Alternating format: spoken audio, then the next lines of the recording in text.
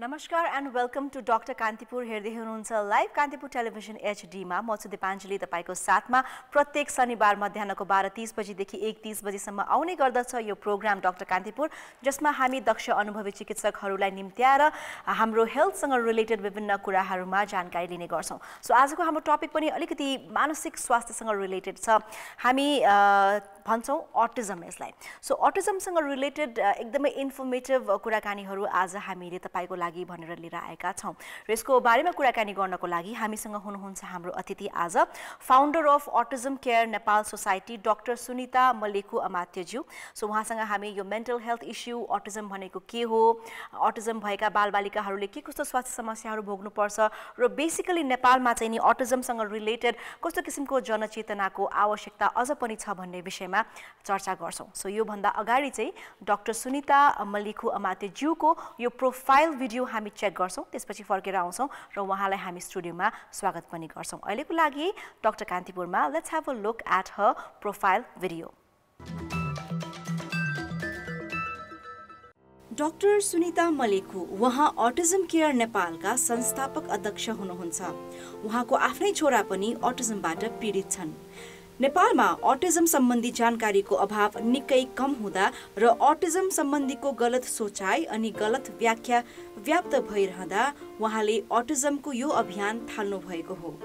समाजको सानो सहयोग अनि सम्बन्धित निकायको साथबाट अटिज्म सम्बन्धीको जनचेतना, उपचार, शिक्षा, मानव स्रोत अनि यससँग सम्बन्धित रणनीति बनाउन सकिने कुरा उहाँले अनुभव गर्नुभएको छ। डाक्टर सुनिता मल्लिखुले यससँग सम्बन्धित वकालत अनि परामर्श दिँदै आउनु भएको छ।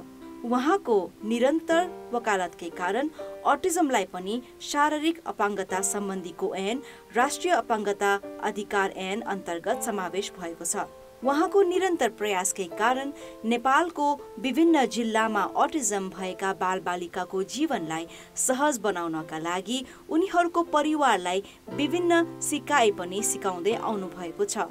उहाँको अथक प्रयासले गर्दा अटिज्म केयर नेपाल समाज नामक संस्थालाई राष्ट्रिय तथा अन्तर्राष्ट्रिय क्षेत्रमा परिचित गराउन सफल हुनु भएको छ।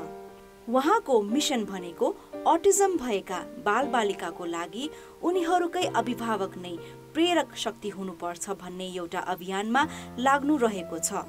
आजको यस कार्यक्रम डाक्टर कान्तिपुरमा अटिज्म केयर नेपाल समाजका संस्थापक अध्यक्ष डाक्टर सुनिता मल्लिखु हुनुहुन्छ।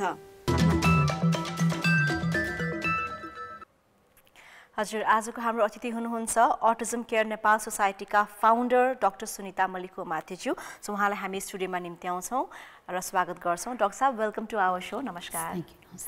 सो आज हामी यो जुन टपिकमा कुराकानी गर्दैछौँ, it's a very sensitive topic about mental health issue र त्यति पनि हामीले चाहिँ धेरै कुराहरू यो विषयमा जान्दैनौँ र अलिकति अवेरनेसको पनि कमी रहेको छ।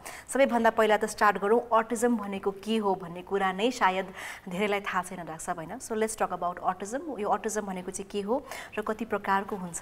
हजुर, थ्याङ्क यू। अटिज्म चाहिँ यो एउटा ब्रेनको डेभलपमेन्टसँग सम्बन्धित ब्रेनको एउटा स्पेसल कन्डिसन हो, अवस्था हो।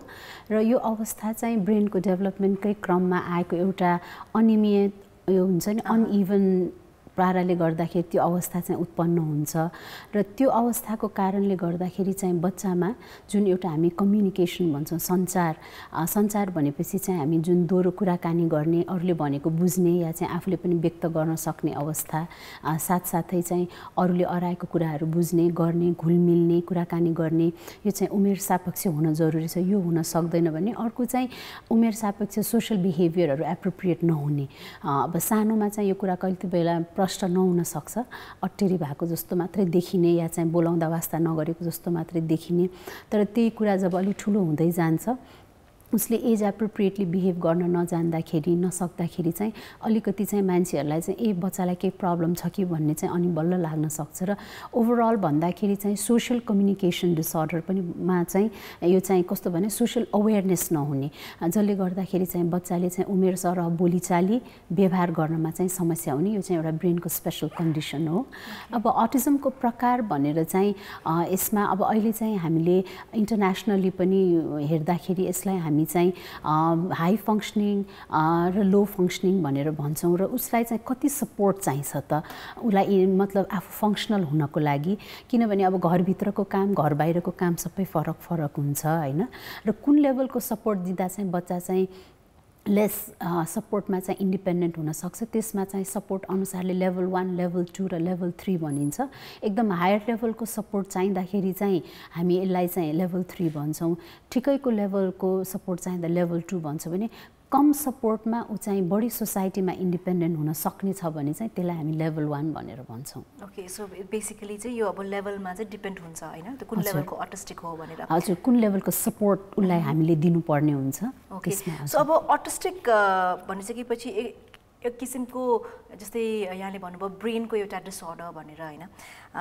यसलाई बौद्धिक अपाङ्गता भन्न मिल्छ डाक्टर साहब यस्तो छ इज इट समथिङ रिलेटेबल या अब डाउन सिन्ड्रोम भने जस्तै अटिस्टिक र डाउन सिन्ड्रोममा के सामान्यता छ या के भिन्नता छ इज इट सेम किनभने यो कुरा पनि धेरैलाई थाहा छैन सायद हो एब्सोल्युटली स्पेशली यो जुन बौद्धिक अपाङ्गता भन्छौँ यसलाई इन्टेलेक्चुअल डिसेबिलिटी भन्छ र अटिजम र बौद्धिक अपाङ्गता एकदमै फरक हो यो एउटै होइन सर्वप्रथम त अटिजम स्पेक्ट्रम डिसअर्डर र इन्टेलेक्चुअल डिसेबिलिटी कसरी फरक छ भन्दाखेरि अटिजम भएको नानीहरूको ब्रेनको जुन अघि डेभलपमेन्टकै कुरा गरिराख्दा डेभलपमेन्ट चाहिँ अनइभन हुन्छ कोही कोही नानीहरूको बौद्धिकता एकदम राम्रो हुनसक्छ कग्निसन राम्रो तर उसलाई सोसलाइज हुन र कम्युनिकेट गर्न प्रब्लम हुन्छ कतिपय एकाडेमिक्सहरू सिक्न पनि सकिरहेको हुन्छ लाइफ स्किलहरू पनि धेरै अचिभ पनि गरिरहेको हुन्छ तर उसले अरूले जस्तो दोहोरो कुराकानी गर्ने अरूले जस्तो सोसियली बस्ने मिटिङ गर्ने कुराकानी गर्ने जबहरू अटेन्ड गर्ने त्यसमा समस्या हुनसक्छ या त सपोर्ट चाहिन्छ भने बौद्धिक अपाङ्गता या चाहिँ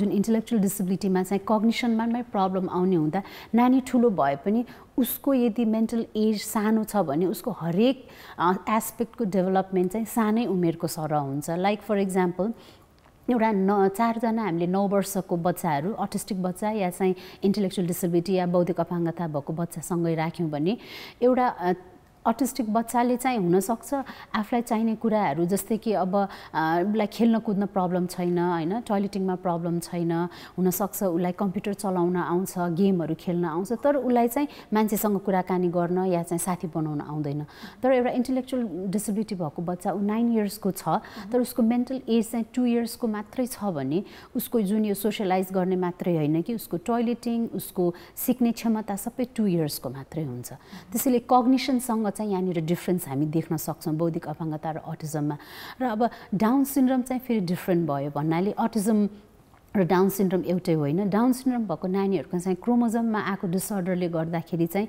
उहाँहरूको ब्रेनको डेभलपमेन्ट जहाँ चाहिँ कग्निसनमा प्रब्लम हुन्छ र डाउन सिन्ड्रोमलाई चाहिँ in a way intellectual disability पनि भन्न सकिन्छ र उहाँहरू चाहिँ फिजिकली टिपिकल पनि देखिनुहुन्छ मङ्गोल फेस हुन्छ हातखुट्टाहरू पनि लाइनिङहरू नभएको छोटो हुन्छ र अन्तर्राष्ट्रिय रूपमा नै डाउन सिन्ड्रोम भएको नानीहरूको चाहिँ अनुहारहरू एकै नासको पनि देखिन्छ तर अटिस्टिक बच्चाहरू चाहिँ फिजिकली फेरि एपरेन्ट हुँदैन उसको उमेर सरहको अरू नानी सरह नै देखिन्छ तर उसको डेभलपमेन्ट चाहिँ फेरि अनइभन अघि मैले भने जस्तै हजुर सो अब अटिस्टिक भए नभएको कसरी थाहा पाउने राख्छ होइन जस्तै अब सासाना नानी बाबुहरू हुनुहुन्छ भने बाई बर्थ थाहा पाउँछ या कुनै स्पेसिफिक फिजिकल डिसेबिलिटिज उहाँहरूमा आउँछ या चाहिँ अब बच्चा जन्मियो अटिस्टिक हो भन्ने कुरा चाहिँ कसरी थाहा पाइन्छ बच्चाको अब गर्भबाट जब डेभलपमेन्ट भएर ऊ आमाको पेटबाट निस्किन्छ फिजिकल्ली देखिँदैन होइन र गर्भ अवस्थामै पनि देख्न गाह्रो छ किनभने यो ब्रेनको डेभलपमेन्टसँग रिलेटेड फङ्सनसँग रिलेटेड इस्यु भयो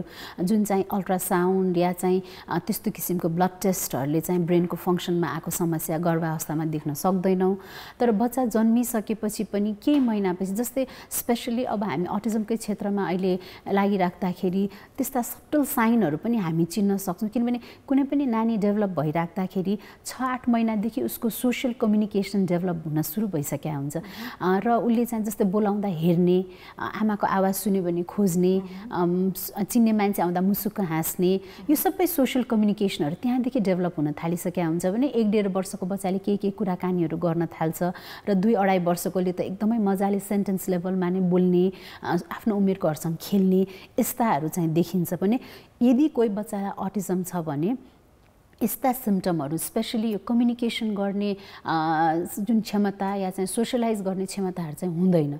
तर सानो भएको भएर याद नहुन सक्छ, ए बच्चाले ढिलो बोल्यो भन्ने मात्रै लाग्न सक्छ। र झन् नेपालको कन्टेक्स्टमा त अब झन् बोय चाइल्ड भयो भने त ढिला बोल्छ नै भन्ने पनि हुन्छ। र अलि ठुलो जब स्कुल गोइङ एज हुन्छ अनि अरू बच्चासँग डिफ्रेन्ट भएर टिचरहरूले भनिदिने या चाहिँ बोल्दै बोलेन या चाहिँ एकदमै एकोरिन थाल्यो भने अनि मात्रै पेरेन्टहरू चाहिँ सजग हुने हुन सक्छन् कि। त्यसैले यदि कोही बच्चा चाहिँ एज एप्रोप्रिएटली चाहिँ फिजिकल डेभलपमेन्ट मात्रै होइन कि उसको हरेक एरियाको development specially language and communication भन्छौँ हामीले। ल्याङ्ग्वेज भनेर फेरि एकरो बोल्ने जे बोले त्यही दोहोऱ्याएर मात्रै पनि भएन, टु वे कम्युनिकेसन र एज एप्रोप्रिएट प्ले गरिरहेछ कि छैन, खेलहरू खेलिरहेछ कि छैन, त्यो एकदमै हेर्न जरुरी हुन्छ। र यदि यस्तो कुराहरूमा चाहिँ डिले छ भने चाहिँ हामीले अटिजम हो कि भनेर चाहिँ शङ्का गर्नुपर्ने हुन्छ। ओके, सो नेपालको कन्टेक्स्टमा चाहिँ नि यो सिनारियो यहाँले कस्तो देख्नुभएको छ? सिन्स धेरै लामो समयदेखि यहाँ आफै पनि अटिजम केयर नेपाल सोसाइटीसँग आबद्ध हुनुहुन्छ, त्यहाँको फाउन्डर हुनुहुन्छ होइन, र अटिजमसँग रिलेटेड एडभोकेसी पनि गर्दै आउनुभएको छ। द्याट मिन्स नेपालको सिनारियो कस्तो छ? नेपालमा चाहिँ नि अटिजम भएका बालबालिकाहरूले चाहिने प्रावधानहरू पाइरहेको छ छैनन् होइन, र व्यक्ति विशेषमा पनि अब समाजमा पनि अटिजम भन्ने एउटा किसिमको यो डिसअर्डर हुन्छ है भन्ने किसिमको अवेरनेसहरू कति हदसम्म गएको जस्तो लाग्छ यहाँलाई चाहिँ? नेपालमा अटिजमको अवेरनेस पहिलाको कम्पेरिजनमा धेरै नै इम्प्रुभ भएको छ। यो चाहिँ पहिला भन्नाले मैले चाहिँ 2008 अगाडिको कुरा भन्दाखेरि, र म आफू पनि प्यारेन्ट हुँ, मेरो बच्चालाई अटिजम छ होइन, र 2008 को कुरा गर्नु पर्दाखेरि धेरैलाई यो शब्द नै एकदमै नौलो हुन्थ्यो र धेरै मान्छेहरूले चाहिँ तपाईँले अघि भन्नुभएको जस्तै यो त बौद्धिक अपाङ्गता हो यो भन्ने नै चलन थियो र त्यही क्याटेगोरीमै पनि राखिन्थ्यो।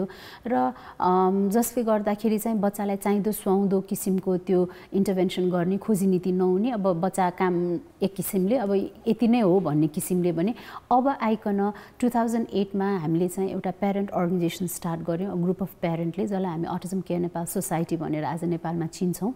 र यो सोसाइटी यो संस्था आइसकेपछि चाहिँ यसले धेरै नै नेसनल लेभलमा अवेरनेसहरू चाहिँ गरेको छ।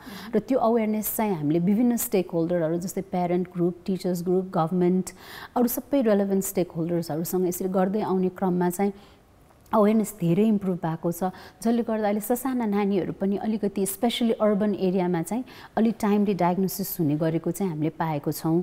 र अब सेवा सुविधाको कुरा गर्नुपर्दा अटिजम केयर नेपाल सोसाइटीले केही हदसम्म बेसिक सर्भिसेसहरू जस्तै कि अब प्यारेन्टहरूलाई इम्पावरमेन्ट गर्ने ट्रेनिङ्सहरू, टिचर्सहरूलाई तालिम गर्ने कुराहरू, बच्चाहरूलाई थेरापी इन्टरभेन्सन गर्ने कुराहरू, यस्ता केही हदसम्म चाहिँ सुरु भएको छ। र ओभरअल नेपालकै यो एकदम बिग पिक्चर हेर्ने हो भने चाहिँ अब अहिलेको समयमा आएर यस्तै प्यारेन्ट अर्गनाइजेसनहरूले चाहिँ अवेरनेस गरिकन नेटवर्कहरू बनाइकन काठमाडौँकै बाहिर पनि 4-5 वटा ठाउँमा अटिजम केयर नेपालकै स्याटेलाइट एउटा संस्थाको रूपमा पनि केही डे केयर स्कुलहरू हामीले सुरुवात गर्न सकेका छौँ।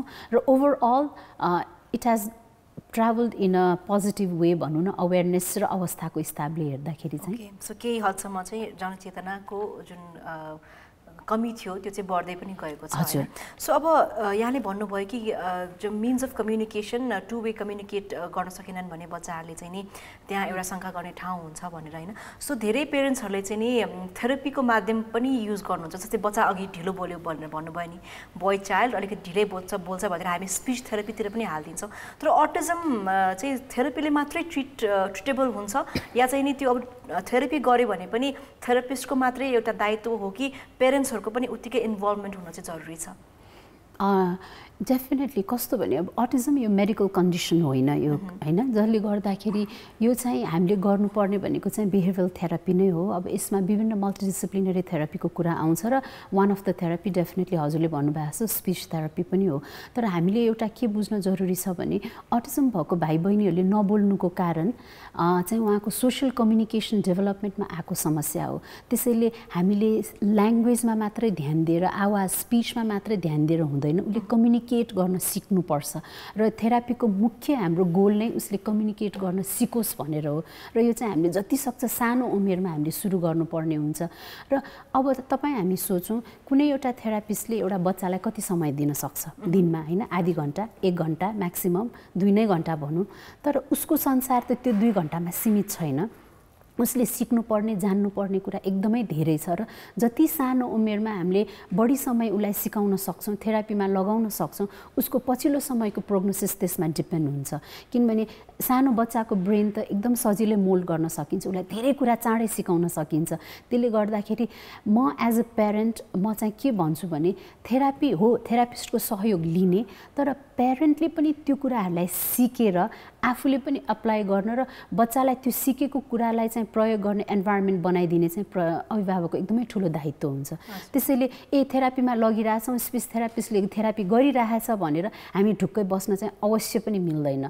थेरापिस्टसँग आफू पनि सँगै बस्नुपर्छ, उसले सिकाएको कुरा आफूले पनि बुझ्नुपर्छ र त्यो कुरालाई चाहिँ बच्चालाई घरको अवस्थामा बाहिर अवस्थामा विभिन्न इन्भाइरोमेन्टमा चाहिँ उसलाई प्र्याक्टिस गराउने या चाहिँ त्यसलाई जेनरलाइज गर्नलाई चाहिँ हामीले अपर्च्युनिटी क्रिएट गर्नुपर्छ। पक्कै पनि डाक्टर साहब, यस यतिखेर छौँ हामी in conversation with doctor Sunita मल्लिकको अमात्यज्यू। उहाँ हुनुहुन्छ founder of autism care Nepal society र आज हामी अलिकति यो मेन्टल हेल्थ इस्युसँग रिलेटेड अटिजमको बारेमा चाहिँ कुराकानीहरू गरिरहेका छौँ। सो अटिजम भएका नानी बाबुहरूको चाहिँ अवस्था कस्तो छ, के छ, अटिजम भनेको के हो र स्पेसली अटिजम भएका बालबालिकाको पेरेन्ट्सहरूको पनि के किसिमको चाहिँ दायित्व रहेको छ भन्ने विषयमा हामी एकैछिनपछि चर्चा गर्ने नै छौँ। हेर्दै गर्नुहोला कार्यक्रम doctor Kantipur. We shall be right back after this short brake.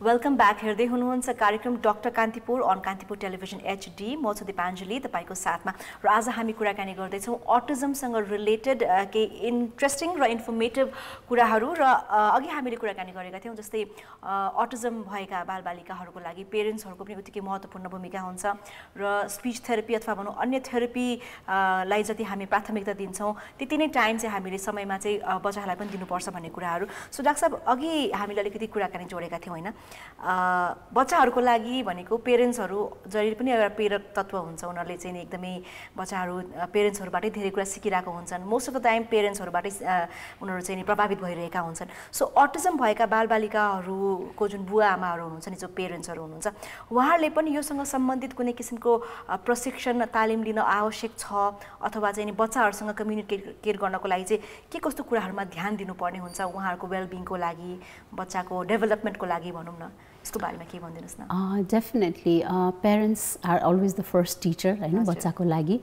र मैले अघि पनि भने कुनै पनि प्रोफेसनल सहयोग हामीले लिनुपर्छ एज अ पेरेन्ट, तर कतिपय कुरा चाहिँ पेरेन्ट आफैले पनि बुझ्न एकदमै जरुरी हुन्छ। स्पेसली अटिजमको कुरामा आउँदाखेरि अटिजम एकदम इन्भिजिबल डिसेबिलिटी छ, यो लाइफ लङ डिसेबिलिटी हो होइन।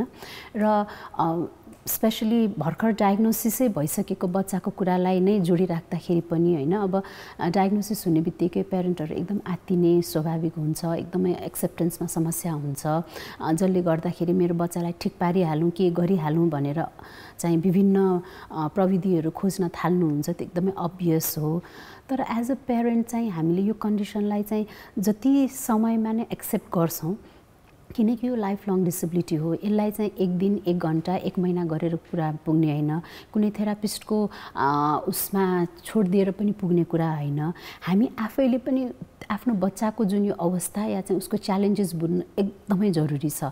हामीले चाहिँ अटिजमलाई शब्द मात्रै चिनेर सेन्सिटिभ भएर भन्दा पनि अटिजमलाई अन्डरस्ट्यान्ड, त्यसको चाहिँ गहिरिएर त्यसलाई बुझ्यो भने मात्रै मेरो बच्चालाई के समस्या छ र जब हामीले समस्या बुझ्छौँ अनि उसलाई सहयोग कसरी गर्ने भनेर पनि हामीले उपायहरू खोज्न थाल्छौँ। र डेफिनेटली यसमा प्यारेन्ट ट्रेनिङको एकदमै ठुलो भूमिका हुन्छ, जसले गर्दाखेरि चाहिँ बच्चाको अवस्थालाई गहिरिएर बुझ्ने मौका पाउँछौँ र हामीले आफ्नो बच्चालाई आफैले पनि कतिपय कुराहरू सिकाउने। किनभने अब हामीले कम्युनिकेसनको कुरा गरिरहेछौँ या चाहिँ बिहेभियरको कुराहरू गरिरहेछौँ, त्यो बाहेक लाइफ स्किलहरू पनि धेरै सिकाउनु पर्ने कुराहरू हुन्छ। अब जस्तै एउटा न्युरोटिपिकल डेभलपमेन्ट भएको बच्चाले उमेर सरह सबै कुरा नेचुरली सिक्दै सिक्दै जान्छ भने एउटा अटिस्टिक बच्चालाई त्यो किसिमको एउटा रेगुलर डेभलपमेन्ट हुन अलिकति गाह्रो हुन्छ, उसलाई सिकाउनु पर्ने हुन्छ र हामीले चाहिँ सबै कुरा आफै गरिदिन्छौँ। र इभेन्चुली के हुन्छ भन्दाखेरि त्यो बच्चाले चाहिँ यो सबै काम त प्यारेन्टले गर्ने रहेछ भन्ने बुझ्छ र आफ्नो लागि आफूले पनि गर्ने भन्ने कुरा सिक्ने पनि कम हुन्छ। भन्नाले विभिन्न एङ्गलबाट यसलाई हेर्न सकिन्छ, थेरापीको हिसाबले, लाइफ स्किलको हिसाबले, कम्युनिकेसनको हिसाबले। र उसलाई किनभने हाम्रो गोल भनेको उसलाई फ्युचरमा इन्डिपेन्डेन्ट बनाउनु हो। हामी नभएको अवस्थालाई सोचेर सोचौँ, जबकि यदि म छैन भने यही काम मेरो बच्चाले कसरी गर्न सक्ला त भन्ने सोचेर चाहिँ हामीले गोल बनाएर काम गर्नुपर्ने हुन्छ। र प्यारेन्टले आफू सजग हुन, आफू इम्पावर हुन त्यति जरुरी हुन्छ, ताकि कसैले बच्चालाई केही सिकाइ नै रहेछ भने पनि त्यो सही हो या होइन पनि त आमा बाउले बुझ्नु पर्यो नि। नत्र त आँखा चिम्लेर सबै छोडिदिउँ भने त सही बाटोमा नलाग्या छ छैन पनि कसरी थाहा पाउने। र एउटा कुरा के नबिर्सौँ भने आज बच्चा सानो छ होइन, उसले सिक्ने कुरा सीमित होला, तर जब ऊ एउटा किशोर किशोरी अवस्थामा पुग्छ, ऊ एउटा वयस्क अवस्थामा पुग्छ, धेरै कुराहरू छ र सिक्ने सिकाउने कुरा पनि उमेर सर फरक हुँदै जान्छ कि। त्यसैले म चाहिँ के भन्छु भने प्यारेन्टहरूले अत्यन्त आवश्यक रूपमा तालिम लिनुपर्छ, सिक्नुपर्छ र बच्चाको उमेर सर आफूलाई पनि प्रशिक्षित बनाउँदै लानुपर्छ र उमेर अनुसारलाई उसलाई चाहिने उसको स्किलहरूलाई चाहिँ डेभलप गराउँदै लानुपर्ने हुन्छ। किनभने अब अहिले सानोमा हुनसक्छ उसलाई टोयलेट ट्रेनिङ सबभन्दा इम्पोर्टेन्ट कुरा हुनसक्छ भने एउटा 9-10 वर्षको बच्चालाई त आफूले आफ्नो लुगा लगाउने, नुहाइ धुवाइ गर्ने होइन यस्तो कुराहरू सिक्ने जरुरी हुनसक्छ भने एउटा गर्ल चाइल्ड, एउटा 8-9 वर्ष 9-10 वर्ष पुगेको गर्ल चाइल्डलाई मेन्सुरेसनको कुरा सिकाउनु पर्ने हुन्छ। मेन्सुरेसन भइसकेपछि सिकाउने त होइन नि त होइन। फर इक्जाम्पल हो, यो सबै कारणले अब यहाँ हन्ड्रेड्स अफ इक्जाम्पल हुनसक्छ वाइ भन्ने कुरामा होइन, तर बटम लाइन के हो भन्दाखेरि parent should be empowered and parents should equally play a vital role। जसरी थेरापिस्टले सहयोग गर्ने हो त्यत्तिकै प्यारेन्टले पनि सहयोग गर्न सक्छ भन्ने चाहिँ मेरो मान्यता छ। पक्कै पनि। सो अब we are talking about parents र they must be some parents to be होइन, जसले चाहिँ आफ्नो बच्चा एक्सपेक्ट गर्दै हुनुहुन्छ र कोही पेरेन्ट्सहरू होला जसको चाहिँ अलरेडी बच्चा अटिजम छ भन्ने डायग्नोस भर्खर रिसेन्टली भएको हुनसक्छ होइन। सो टु बी पेरेन्ट्सहरूले चाहिँ कस्तो किसिमको चाइल्ड डेभलपमेन्टको कुराहरूमा चाहिँ नि they should be aware about it होइन, के कस्तो कुराहरूमा चाहिँ इन्फर्मेसन लिन जरुरी छ उहाँहरूले? अब टु बी प्यारेन्ट्स या चाहिँ न्युली चाइल्ड बोर्न भएको प्यारेन्ट्सहरूलाई चाहिँ हामीले चाहिँ के बुझ्न जरुरी छ भन्दाखेरि चाइल्डको डेभलपमेन्ट भने चाहिँ जब हामी होलिस्टिक डेभलपमेन्टको कुरा गर्छौँ हामीले फिजिकल डेभलपमेन्ट मात्र हेरेर हुँदैन, फिजिकल र मेन्टल दुवै हामी ग्रोथ एन्ड डेभलपमेन्ट भन्छौँ होइन, वृत्ति विकास दुवै चाहिँ उमेर सर हुन जरुरी छ। र फिजिकल्ली हाइट वेट यो सबै कुरा त देखिने कुरा भयो, तर जुन नदेखिने कुराहरू छ स्पेसली अब भनौँ ल्याङ्ग्वेज एन्ड कम्युनिकेसन भनौँ या चाहिँ कग्निटिभ बौद्धिक विकास भनौँ या चाहिँ सोसल बिहेभियरको कुराहरू, मोटर स्किलका कुराहरू, यो पनि एज एप्रोप्रिएट हुन जरुरी छ। र यदि कोही बच्चा चाहिँ अब हुन्छ नि 2-2.5 वर्ष भइसक्यो तर एज एप्रोप्रिएटली बोलिरहेको छैन या चाहिँ एज एप्रोप्रिएटली खेलिरहेको छैन, हुनसक्छ एज एप्रोप्रिएटली गर्नुपर्ने स्पोर्ट्सहरू गरिरहेको छैन, खेलकुदहरूमा कमी छ, इन्टरेक्सनहरुमा कमी छ, डेफिनेटली यस्तो छ भने चाहिँ हामीले चाहिँ बच्चा सानै छ ठुलो भएपछि बोल्ला नि हेरौँला नि भनेर चाहिँ कुर्नु भन्दा पनि बरु समयमा नै यसमा चाहिँ यो विशेषज्ञसँग चाहिँ हामीले सल्लाह लिने, हामी यसलाई स्क्रिनिङ पनि भनेर भन्छौँ हैन, अर्ली एजमा स्क्रिनिङ गर्न जरुरी हुन्छ।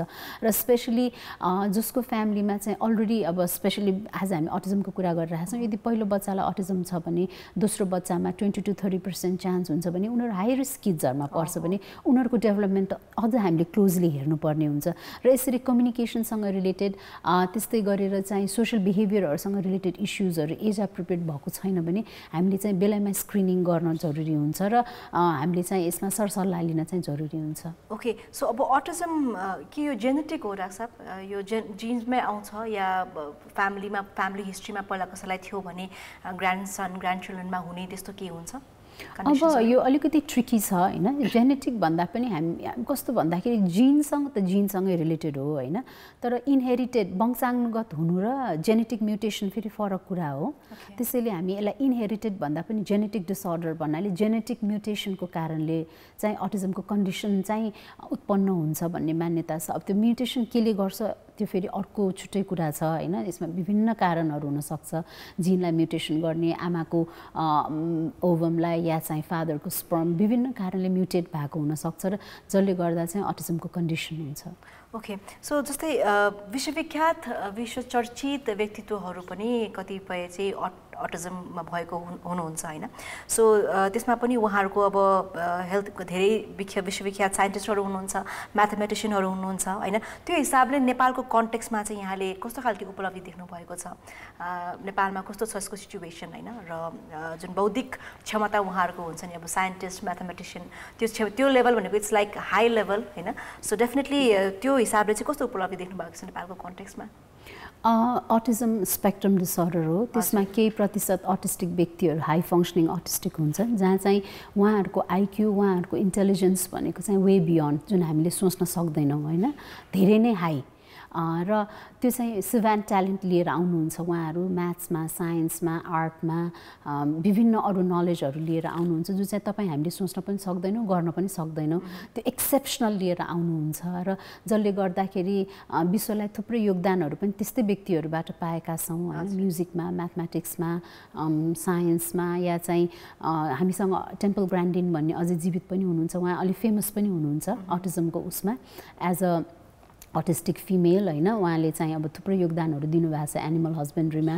अब नेपालको कन्टेक्स्टमा हामी अझै पनि भर्खरै इस्ट्याब्लिस छौँ, इन अ वे भर्खर सुरुवात भएको छ, सायद हुनुहुन्छ पनि होला, तर हामीले अहिलेसम्म चिन्न सकेका छैनौँ होला अलिकति अग्रज उमेरका व्यक्तिहरू। तर साना साना नानीहरू हामीले देखिरहेका छौँ, साना नभनौँ अब एउटा 16-17 वर्षकै केटाकेटी बच्चाहरू हामी देखिरहेका छौँ। उहाँहरू भेरी भेरी इन्टेलिजेन्ट होइन, एकदम स्पेसको बारेमा कुरा गर्छ, एस्ट्रोनट, सबै कुरा थाहा छ।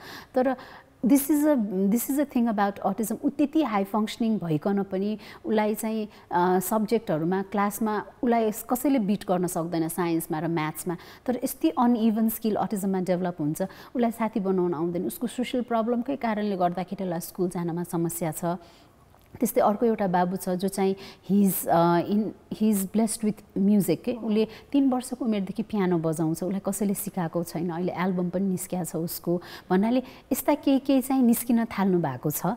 They are still young, so in a future definitely उहाँहरूले पनि केही न केही कन्ट्रिब्युसन गर्नुहुन्छ होला हाम्रो नेपाली सोसाइटीबाट पनि, र विश्वमा थुप्रै हुनुहुन्छ यस्ता व्यक्तिहरू। So let's talk about the challenges होइन, जस्तै अटिस्टिक बच्चा जति एज अनुसार यहाँले भन्नुभयो पेरेन्ट्सहरूको पनि इम्पावर गर्ने स्किल्स बढाउनु पर्यो, नलेज बढाउनु पर्यो, ट्रेनिङ्स बढाउनु पर्यो भनेपछि कस्तो किसिमको च्यालेन्ज चाहिँ फेस गर्ने चान्सेस हुन्छ एउटा अटिस्टिक चाइल्डले भनौँ न फ्युचरमा या बढ्दै गइसकेको अवस्थामा चाहिँ ग्रुमिङ कुन अनुसार हुनु पर्यो होइन, कुन अनुसारले ग्रुमिङ गर्ने, र पछि चाहिँ उसले कस्तो किसिमको च्यालेन्जहरूलाई चाहिँ कसरी फेस गर्न सक्ने अवस्था चाहिँ आफूले पनि सेल्फ इम्पावर चाहिँ कसरी हुन्छन् उनीहरू। अटिजम चाहिँ अब अर्ली डिटेक्सन र अर्ली इन्टरभेन्सनको एकदमै ठुलो रोल हुन्छ यसमा। जति सानो उमेरमा उसले त्यो वातावरण र उसलाई चाहिँदो सुहाउँदो जुन इन्टरभेन्सन पायो भने उसले चाहिँ आफ्नो लाइफमा एउटा बाटो पेभ गर्नको लागि चाहिँ त्यसले बाटो खोल्छ भनौँ न। अब यसमा विशेष गरेर उसको सोसियल कम्युनिकेसनको यो उहरू इम्पावरमेन्टहरू गर्दै लाने कुराहरू, र सानो उमेरमा धेरै जसो प्यारेन्टहरू हामीहरू ल्याङ्ग्वेजमा फोकस हुन्छ, बच्चाले बोल्यो भने ठिक भइहाल्छ नि भन्ने जस्तो लाग्छ होइन, र त्यतिखेर त्यो नै हाम्रो सबैभन्दा ठुलो गोल हुन्छ। डेफिनेटली त्यो इम्पोर्टेन्ट हो, तर त्योभन्दा पनि अरू पनि थुप्रै इम्पोर्टेन्ट एस्पेक्टहरू हुन्छ, किनभने अटिजम एउटा सोसियल कम्युनिकेसन डिसअर्डर हो जहाँ चाहिँ मान्छेलाई सोसियल अवेरनेस हुँदैन, एज एप्रोप्रिएट सोसियल बिहेभियरहरू गर्न जान्दैन होइन। त्यसले गर्दाखेरि एडोलेसेन्स र एडल्टहुडमा फेस गर्ने च्यालेन्जेसहरू एकदमै डिफ्रेन्ट हुँदो रहेछ।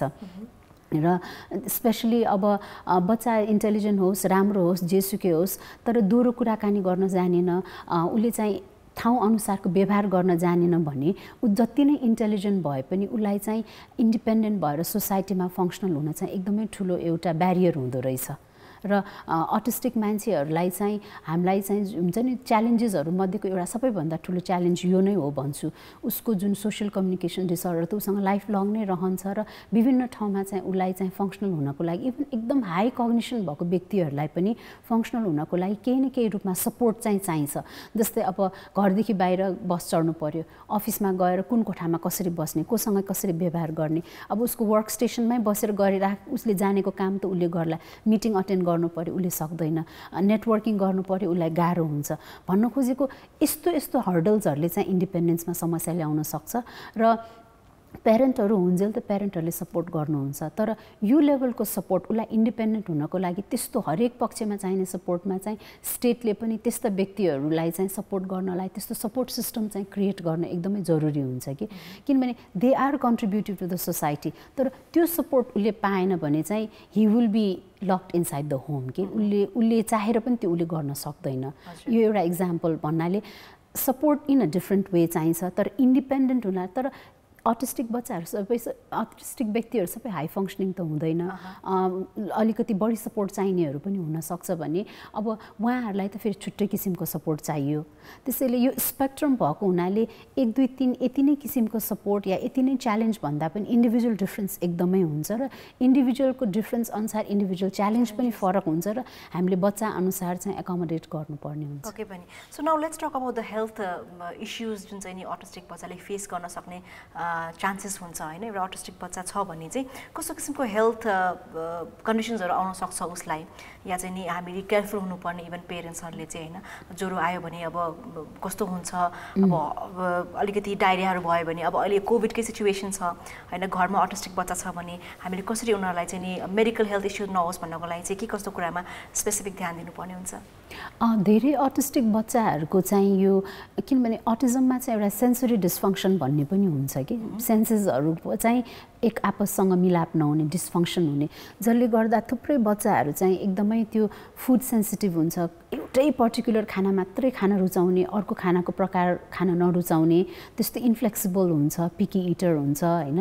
र जसले गर्दाखेरि कति बानीहरूको चाहिँ कन्स्टिपेसनको समस्याहरू हुने हुन्छ कि अटिस्टिक बच्चाहरूको, एकदमै यो बावलसँग रिलेटेड इस्युजहरू हुने हुन्छ। अब यसमा डेफिनेटली यसमा विभिन्न थेरापी, अब अकुपेसनल थेरापी भन्छौँ, यस्तो सहयोगहरू लिएर चाहिँ उसको त्यो फुड ह्याबिटलाई चाहिँ हामीले बिस्तारै मोल्ड गर्ने, सेन्सिटाइज गर्ने र विभिन्न फाइबर प्रडक्टहरूलाई चाहिँ इन्ट्रोड्युस गर्नुपर्ने हुन्छ र कन्स्टिपेसनहरूलाई चाहिँ टाइमली नै हामीले त्यसलाई चाहिँ एड्रेस गर्नुपर्ने हुन्छ।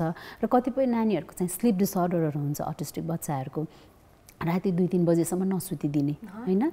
अब यसमा पनि हामीले विभिन्न उपायहरू अपनाउनु पर्ने हुन्छ, बेलैमै उसलाई काम डाउन गर्ने, घरको माहौल पनि त्यस्तै शान्त बनाउने, रातिमा मनतातो पानीले नुहाइदिने उसलाई चाहिँ हैन, त्यस किसिमको वातावरणहरू बनाएर उसलाई चाहिँ त्यस्तो स्लिपिङ प्याटर्नहरूलाई पनि हामीले हेल्प गरेर सहयोग गर्नुपर्ने हुन्छ। किनभने निन्द्रा नपुग्ने बित्तिकै बच्चालाई त गाह्रो भयो नै, तर फ्यामिली मेम्बर्सहरूलाई पनि त्यत्तिकै तनाव ल्याउँछ त्यसले, जसले गर्दा ओभरअल वेलबिङमा नै समस्या ल्याउँछ नि त, त्यस्तो हुनसक्छ। र अब कतिपय अटिस्टिक बच्चाहरू चाहिँ टिन एजमा पुग्ने बेलामा सिजर डिसअर्डरहरू आउने पनि हुनसक्छ। यदि बच्चा चाहिँ टिन एज पुगिरहेछ, अचानक कुनै पनि किसिमको सिम्टमहरू चेन्ज भएको छ, अहिपछि गर्ने एक्टिभिटिजहरू गर्न छोड्या छ, अलि डिफ्रेन्ट किसिमले बिहेभहरू गरिरहेछ भने ए सिजर पो आउन लागेको हो कि भन्ने चाहिँ हामीले चाहिँ अलिकति स्ट्राइक अलर्ट हुने, डराउने होइन, अलर्ट चाहिँ हुनुपर्छ। यदि भइहाल्यो भने आजकल त युट्युबमा पनि थुप्रै भिडियोजहरू हुन्छ, इनकेस घरमा यसरी बच्चालाई सिजर अट्याक भयो भने बेसिक कुरा घरमा के गर्ने त्यसको ज्ञान चाहिँ अभिभावकहरूले राख्दा राम्रो हुन्छ र डराउनु पर्दैन। नियरली 30 to 40% यस्तो सिजर अट्याकहरू आउँछ, तर मेडिकेसनहरूले चाहिँ त्यसलाई कन्ट्रोलमा ल्याउन सकिन्छ। अब कोभिडको सिचुएसनलाई कुरा गर्दाखेरि डेफिनेटली कोभिड यति अनप्रेसिडेन्टेड भएर आएको छ, सबैको लागि यसले एकदमै चुनौती ल्याएको छ भने जसको फ्यामिलीमा अटिस्टिक बच्चाहरू छ उहाँहरूलाई चाहिँ अझ एक्स्ट्रा बर्डन भएको छ यो हैन।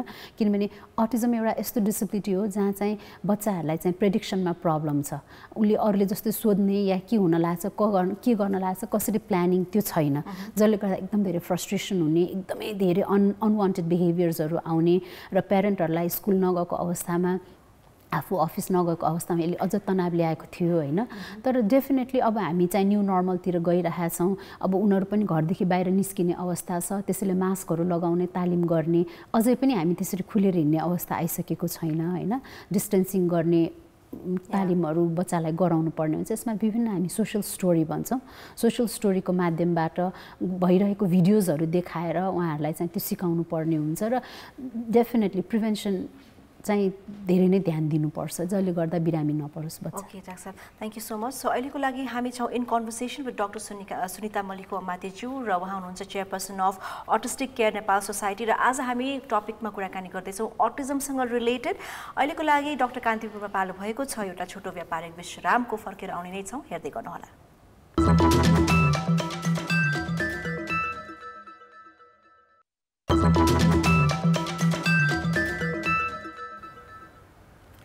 Welcome back. हेर्दै हुनुहुन्छ doctor Kantipur on Kantipur television HD। म छु दिपाञ्जली तपाईँको साथमा र आज हामी कुराकानी गर्दैछौँ टपिक अटिजमसँग रिलेटेड र हामीसँग हुनुहुन्छ हाम्रो गेस्ट डाक्टर सुनिता मल्लिकु अमात्यज्यू। उहाँ हुनुहुन्छ chairperson of autism care Nepal society. So doctor साहब, अब अटिजमसँग रिलेटेड थुप्रै कुराहरू हामीले त लिइसकेका छौँ होइन, इन्फर्मेसन अवेरनेसको कुराहरू भयो।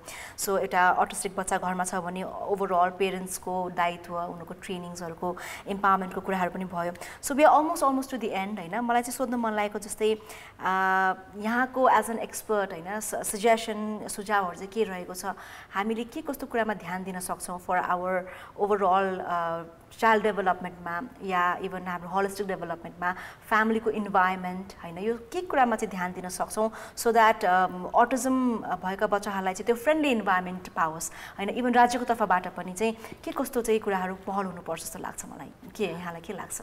डेफिनेटली धेरै कुरा घरभित्रबाटै सुरु हुन्छ, त्यसैले घरभित्र नै सबै कुराहरू बुझ्न र त्यो वातावरण दिन जरुरी हुन्छ, जसमा हामीले अभिभावकको बारेमा धेरै कुराकानी गऱ्यौँ।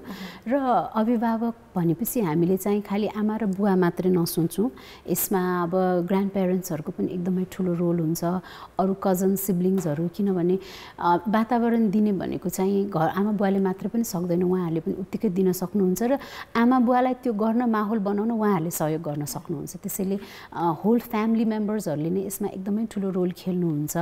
र प्यारेन्टहरूलाई जब बच्चा एउटा त्यस्तो किसिमको घरमा हुन्छ, एकदमै धेरै मेन्टल हेल्थ इस्युजहरू हुने, तनावहरू हुने, सोसियली एक्सक्लुड हुने कुराहरू हुन्छ। त्यसैले यसमा सबैको माया, सबैको एउटा एक्सेप्टेन्स चाहिन्छ र सानोमा सिकाउने कुरा, अलि ठुलो भएपछि सिकाउने कुरा, यो सबै कुराहरूलाई चाहिँ हामीले चेन्ज गर्दै लानुपर्छ। र जसको चाहिँ धेरै सानो नानी छ, जसले चाहिँ बच्चालाई चाहिँ हुर्काइरहनु भएको छ, सुरुवात गर्नुभएको छ, हामीले चाहिँ ओभरअल डेभलपमेन्टलाई हेरौँ, फिजिकल डेभलपमेन्टलाई मात्रै ध्यान नदिउँ, उसको चाहिँ एज एप्रोप्रिएट मेन्टल डेभलपमेन्ट जो चाहिँ कग्निसनसँग रिलेटेड, कम्युनिकेसनसँग रिलेटेड, सोसियल बिहेभियरहरूसँग रिलेटेड र एकदमै इम्पोर्टेन्ट प्ले भनेको चाइल्डको अक्युपेसन हो। बच्चाले एज एप्रोप्रिएट खेल खेलिरहेको छ कि छैन, त्यसले धेरै कुरा बताउँछ।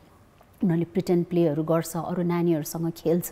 यदि कोही बच्चाले एप्रोप्रिएटली खेलिरहेको छैन, आफ्नै किसिमको एकरो खेलहरू खेलिरहेछ भने पनि त्यो पनि एउटा इम्पोर्टेन्ट क्लू हाम्रो लागि हुनसक्छ होइन। त्यसैले चाहिँ that can also be a very big message, किनभने खेल इज सो इम्पोर्टेन्ट। किनभने कुनै पनि बच्चाको डेभलपमेन्टमा प्ले चाहिँ एउटा बेस हो। प्लेबाटले उसले कम्युनिकेट गर्न सिक्छ, प्लेबाट नै उसले आफ्नो सोसियल स्किलहरू डेभलप गर्छ। सबै धेरै कुराहरू लाइफमा चाहिने थुप्रै कुराहरू चाहिँ सानो नानीले प्लेबाट चाहिँ एउटा आधार बनाएर सिक्दै जाने कुरा हो। त्यसैले यस्ता कुराहरूलाई पनि ध्यान दिउँ होइन। अब राज्यबाट कुरा गर्नु पर्दाखेरि गभर्मेन्टले अहिले अब रिसेन्टली अटिजमलाई रेकग्नाइज गरेको छ, जुन चाहिँ अटिजम केयर नेपाल सोसाइटीको एउटा ठुलो एडभोकेसी पोइन्ट हो, जसले गर्दा एज अ अटिजम चाहिँ डिसेबिलिटी क्याटेगोरीमा रेकग्नाइज भएको छ। त्यो एकदमै पोजिटिभ एस्पेक्ट हो। तर अब यतिले डेफिनेटली पुग्दैन। यसलाई चाहिने सेवा सुविधाहरू थुप्रै छ, डिमान्ड धेरै छ तर एभाइलेबल कम छ। र यसको लागि चाहिँ अब हामीले चाहिँ के त भन्दाखेरि सेवा सुविधा दिने मात्रै भएर भएन, नीति नियम भएर भएन। त्यो सेवा दिने सेवा प्रदायकहरू, प्रोफेसनलहरू हामीसित छैन। प्रोफेसनलहरूको एकदमै ठुलो स्कार्सिटी छ, अलमोस्ट छँदै छैन जस्तो अवस्थामा हामी छौँ भने त्यतातिर चाहिँ राज्यको एकदमै ठुलो ध्यान जान आवश्यक छ। पक्कै पनि। So yes, thank you very much for being here. र कार्यक्रममा यति धेरै इन्फर्मेसन दिनुभयो अबाउट अटिजम र आई थिङ्क हाम्रो भ्युवर्सलाई पनि यो चाहिँ अलिकति इन्फर्मेटिभ भयो होला। धन्यवाद। Thank you so much, thank you very much. All right, with this note कार्यक्रम डाक्टर कान्तिपुरको समय आजको लागि सकिसकेको छ। अर्को हप्ता हामी आउने नै छौँ। कान्तिपुर टेलिभिजन HD हेर्दै गर्नुहोला। बाई, नमस्ते एन्ड टेक केयर।